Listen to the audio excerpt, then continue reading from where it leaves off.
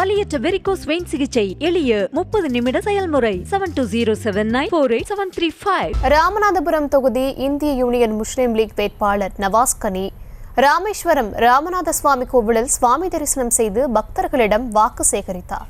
விவரங்களுடன் இணைகிறார் செய்தியாளர் பூபேஷ். விவரங்கள்.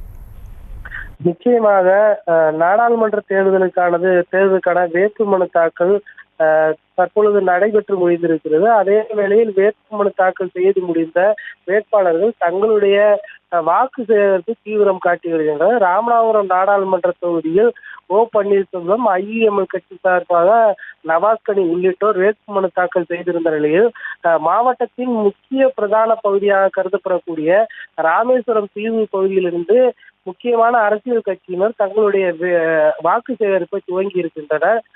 முன்னதாக ஓபிஎஸ் அந்த பகுதியில் வாக்கு சேகரிப்பில் ஈடுபட்டது மட்டுமின்றி ஐஎம்எல் கட்சியினுடைய வேட்பாளர் நவாஸ் கனியும் முதற்கட்டமாக தன்னுடைய வாக்கு சேகரிப்பை ராமேஸ்வரம் பகுதியிலிருந்து துவக்கி இருக்கிறார். அதிலும் குறிப்பாக இஸ்லாமியரான நவாஸ் கனி ராமநாதபுரம் மாவட்டம் பிரசித்தி பெற்ற ராமநாத சுவாமி திருக்கோவிலில் சாமி தரிசனம் செய்து அங்கிருக்கக்கூடிய பக்தர்களிடையே வாக்கு சேகரிப்பில் ஈடுபட்டார். அது மட்டுமின்றி துவக்கத்தில் அந்த பகுதியிலிருந்து வாக்கு சேகரிப்பில் ஈடுபடும் போது ராமநாதபுரம் சட்டமன்ற உறுப்பினர் காதர் பாட்ஷா முத்துராமலியும் அதே போல அமைச்சர் ராஜகண்ணப்பன் உள்ளிட்டோரும் தரிசனம் செய்வதோடு அங்கிருக்கக்கூடிய மக்களிடத்திலும் வாக்கு சேகரிக்கின்றனர்.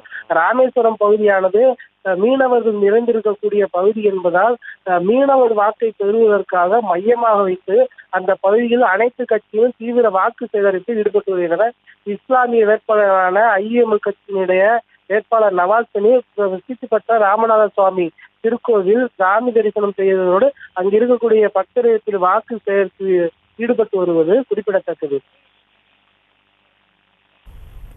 விவரங்களுக்கு நன்றி பூபேஷ்.